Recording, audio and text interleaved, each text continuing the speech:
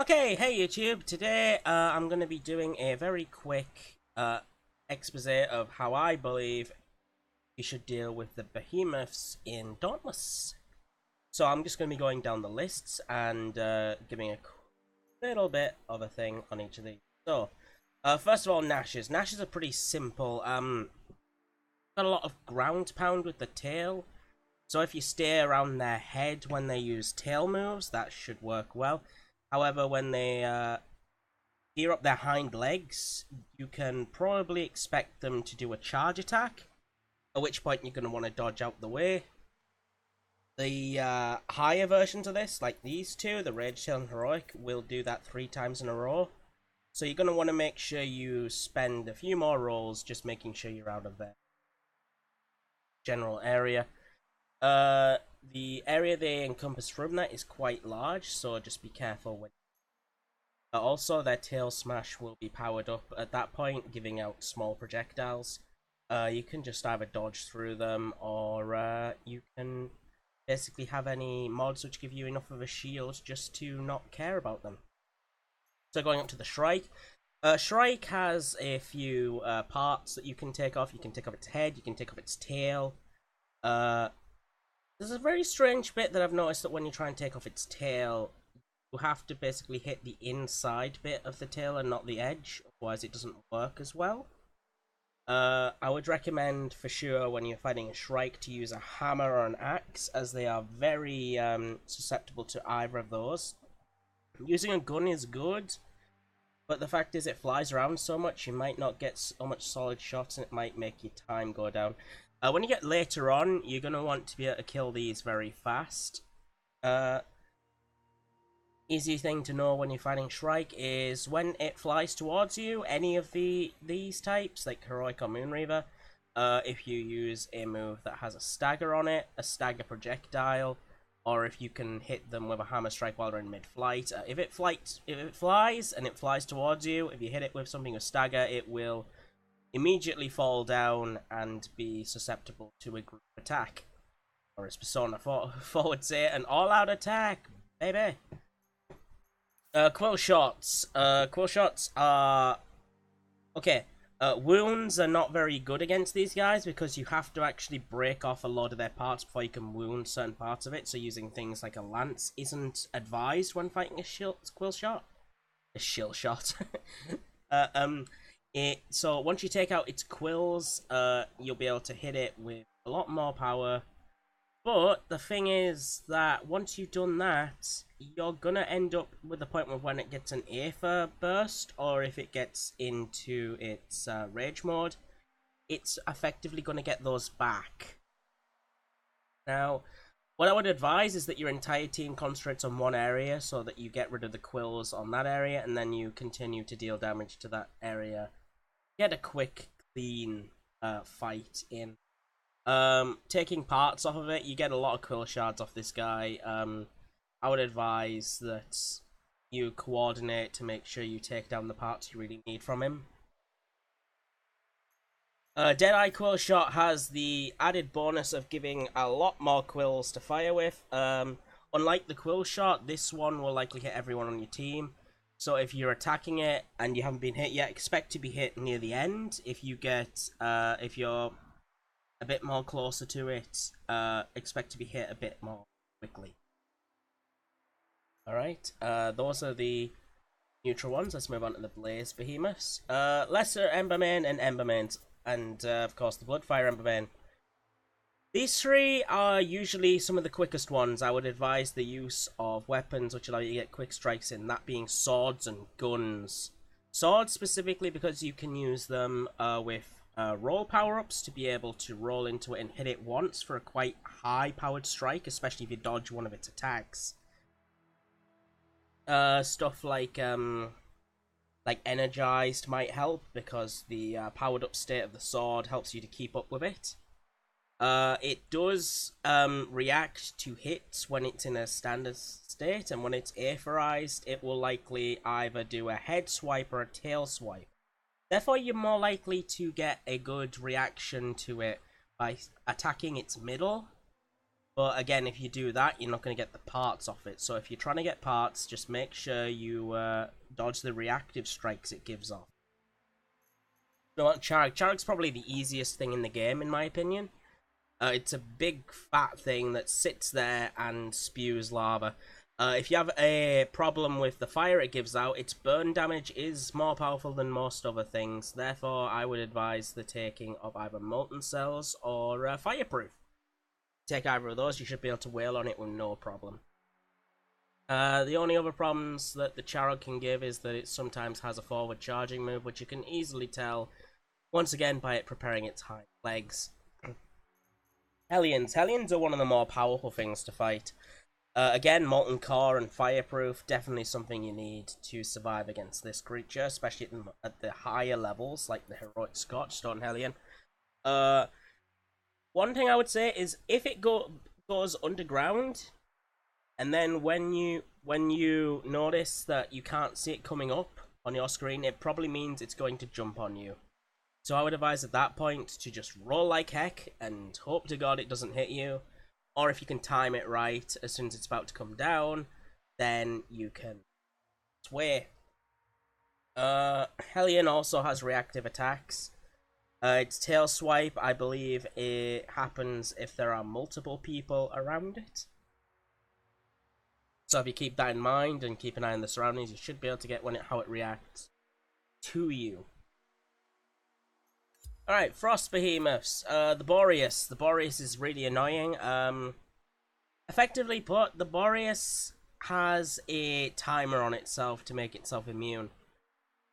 And once it becomes immune, it'll summon its little friends. I would highly advise the use of Chain Blades to take these guys on, as the Chain Blades not only allow you to get rid of the minions quicker, but they allow you to hit the Boreas without fear of being bashed or anything. It's not really that bad of a monster to fight, but again, be aware that at later levels the minions will start to fire projectiles if you don't take them out quick enough, and at Dreadfrost Boreas level they can explode on you and deal damage to you. Boreas itself is pretty standard, doesn't do anything really that impressive, so just keep an eye out for when it's immune and make sure you stay away from the Boreas until you have enough stacks to be able to take out its ice. The amount of number that I've estimated that the Boreas will take is around, if you've got 4 players, it's around 30, I believe. So you can expect about 3 waves of minions, 3 or 4 waves of minions before you'll effectively be able to get rid of it. Let's move on to the Scrave. Scrave's very similar to the Shrike, except that it has frozen things, so you can only use mods such as like I think it's chill proof. Chilled and frozen are 2 different things when fighting any of these.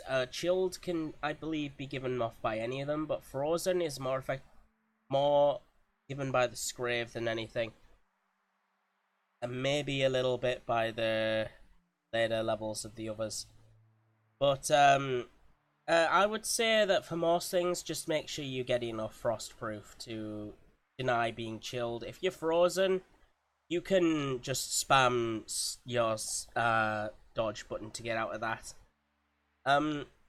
With, say, the Heroic Frostfang Panger, again, it's a lot similar to the Hellion, except it doesn't have many AoE effect. It's more a tank, so again, I would suggest that you don't stick around it if you're going to attack. One very good weak point that I noticed is in between its legs.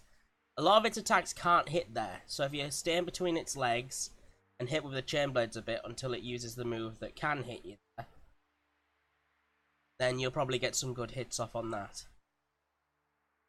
Let's move on to, my most favourite behemoths, the Shock Behemoths, probably the worst ones of the bunch. Drasks, when you get to later levels, can fire out this very nasty lightning bolt. When it gets to the rage, you'll have your rage state. You'll have 3 lightning bolts hit out. The way to dodge that is just to not stand in front of it. Stand to the side of it or behind it. Easy. Other than that, it's just got its your typical reactive moves that'll hit various parts around its body. I would advise just picking a point, sticking around it for a bit, and when you see them reacting to to your party attacking it, just simply dodge out the way. It's not a very difficult thing to deal with. Nizaga's probably my most hated thing on this list. Suffice to say that later levels it gets a lot harder, but for the normal ones, what you're going to want to do is just there's a little mod called Deconstruction that can help you out against these guys. Basically, the Karabakh set, I believe, has Deconstruction on its hammers and stuff, so that might help you out. But effectively, you're going to want to destroy all of the projectile turrets it puts out. Especially the one with 5 prongs, because the one with 5 prongs, if you destroy it, it will immediately stagger the Nazaga. So you and your team should make that top priority. If it fires out a sort of slow-moving ground pound move that puts shock along the ground, if that hits that 5 prong, it'll put out 4 projectiles, which you're going to need to dodge. The amount of time between these projectiles firing, I believe, should be around 15 seconds. I think that's how I would estimate the time. I can't be certain, I haven't timed it completely properly. But with the Nazaga, once you get to later levels, these projectiles and prongs that it puts out will in fact get an electric shield. There is a mod that can go through this, which you would probably need to do if you specialize in defeating heroic shockjaw Nazagas. But just that's something to deal with. Its attacks are generally fast moving forward attacks, like in the direction of whatever it wants to attack. So if you dodge to the left or right, that might not work, as it performs a sort of like horizontal bar forward. It may help to dodge into it, or in fact to have enough shields that that's no longer a problem. Something like the Skarn set can give you this. But you don't want to use Skarn armor against the Shockjaw. You're going to want to use mods on a shock armor set. The Skarn weapons, however, will work. Okay, Terra Behemoths. Some of my favourite things to fight in the game. The Skarn, I would definitely recommend taking hammers to this guy, as it can hit multiple parts of him. Something you need to know is when his rocks start to rise out from himself, that means he's about to use what I call the Beyblade special. He'll turn into a spinning top and start hitting everyone in his vicinity. The only way to dodge this is simply run away. Just run far away until he stops. That's all you need to do. It takes about 10 seconds to prepare this attack. You can see it coming a mile away unless you're busy smacking him in the face. Another thing is when he goes into rage mode, he'll become sort of like a tank with reactive attacks that come out at all sides, as his rocks will fly out and hit you. You can probably actually get a fair bit of damage on him while he's doing this, but the way to notice when he's about to attack you is his rocks on his body will start to shake a little bit before they attack in the direction that you're at. So that's how you deal with that. Karabakh. Karabaks have a lot more parts to break on them than the usual thing. It's also a quick flying thing, which was why I would recommend the use of guns and I would say lances against this guy. If you wound the Karabakh, it makes it much easier for your teammates to see where the parts are that can break, which is really helpful, especially if you're fighting with randoms.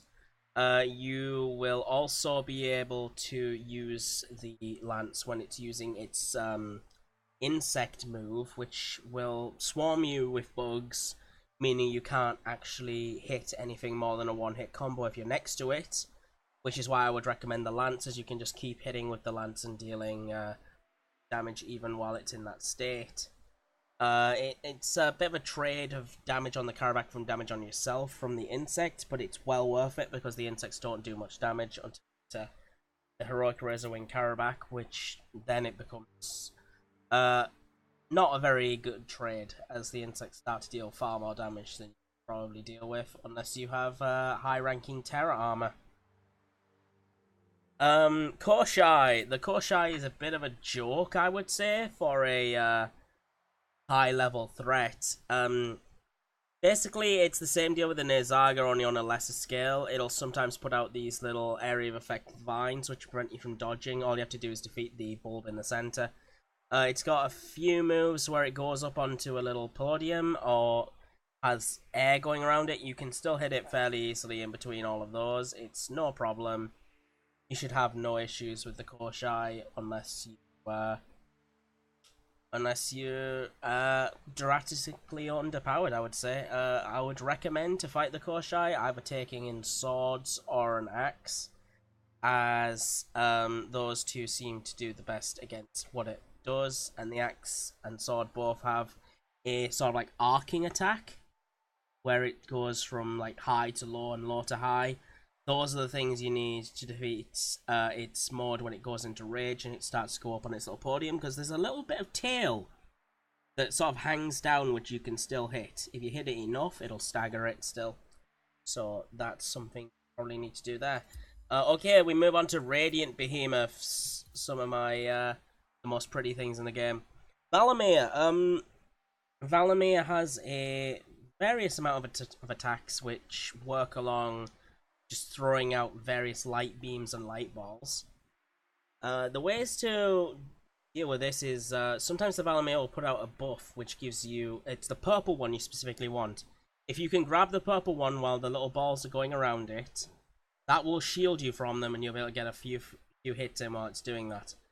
Because of the various amounts of stuff that it deals with, I would advise when you're using guns to sheath them until it's currently doing its bit where it stands still and then let loose. Because if you don't sheath them, guns are very slow and you'd have to basically dodge everything and you get much damage off on it. Killing its parts, for the best thing to do that with is the hammer. Because the hammer's the best thing to surely hit its head off. As it works. Heroic Valamir is almost the exact same thing except more HP, more damage. I wouldn't advise running in and whacking it with stuff while it's got its tiny little balls going around. When it uses its rays of light from its projectiles, I would advise not bothering with them and just basically running around them. Because if you take the time to try and shoot to attack them, some of the other ones will hit you. You have to basically dodge around. If you try and hit them, it's likely going to cause you more problems. Unless you've got chain blades and you can hit multiple at the same time, don't even try. Razecarry. Oh, I've only actually fought one of these, but from what I noticed, you will need deconstruction to get a good fight in against this, because it puts little barriers around you that you have to break, and it has a lot of light show stuff. So I would highly advise you get a mod with deconstruction. Definitely go for the radiant armor because you will get hit against this thing. It also has a very, very horrible technique, which means that you can only revive yourself once, which means you are depending on teammates if you fight this thing, and in a one-on-one fight, it's ridiculous to fight. Therefore, I would highly recommend the use of the mod 9 Lives. 9 Lives not only gives you the benefit of a 20% chance to take half damage, but it will also revive you once through the buff itself with 400 HP should you need it. That'll give you an extra revive should you need to behemoth like this, or if you're not a complete expert on it. It's got a fair few bits that you can take down. I would definitely say that there's a lot of chances for you to attack the Razecarry, but once it starts its light show stuff, you're probably going to have to wait a bit to get more damage in, because it physically pushes you away from it. Umbra Behemoths, the Rift Stalker is probably the worst thing in the game to fight. I'm not even joking, it's got a fair amount of fast and brutal moves. It can basically put you into a void, even if you're far away on the other side of the map, which brings you into the fight, which means there's no running away. So how you deal with the void states that the Rift Stalker makes is you basically move yourself from left to right. You try and you look at where the lights are coming from the portals it makes. And if you see one that's near you, as soon as you see something coming out of that, dodge to the left or right. Something horrible that you have to deal with is when you're fighting with your friends, you might actually run into each other in this very small area, and you might interfere with each other. Just try your best to keep an eye on where your friends are. State. When the Rift Stalker actually comes out of one of the portals itself, you can hit it with a stagger attack, a heavy stagger attack, and that should throw it out of it, meaning you won't have to go through any of the more phases of it. That's stuff like a heavy hammer strike, charged axe strike, the one where you throw the axe forward, the second axe ability. I do believe it also works with a dodge roll sword slash, as I've seen that work a few times. If you, in fact, use the sword with Knockout King or something, if you have enough stagger damage, that should qualify for it. The Rift Stalker itself, when you're fighting it outside of that, it has a few abilities.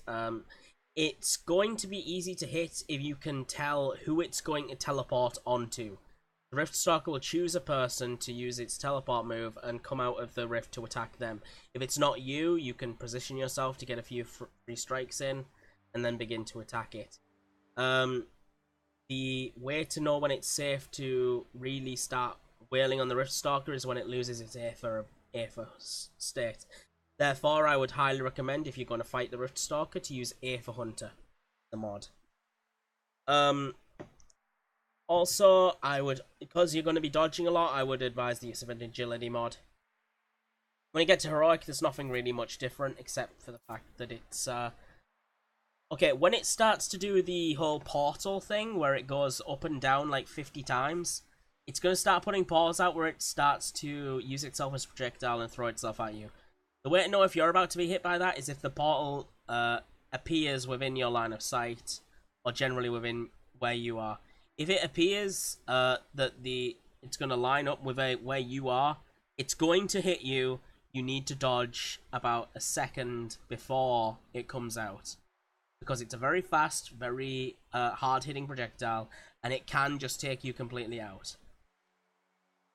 Shroud. Again, only fought one of these.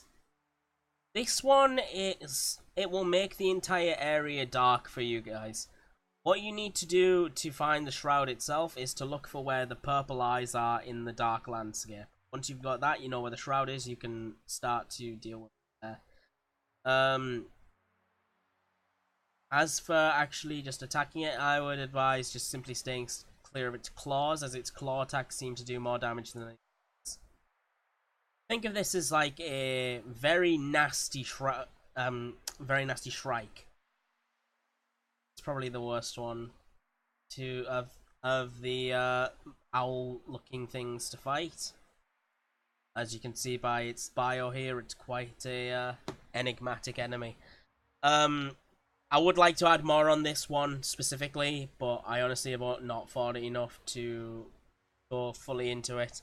I'll probably update this with some annotations later once I've gotten more information on it. Anyway, that's the full list of behemoths I could think of. I hope this helps you. I hope this helps you in your hunts. And thank you very much, people who watched. And have a nice day. I appreciate it. Bye.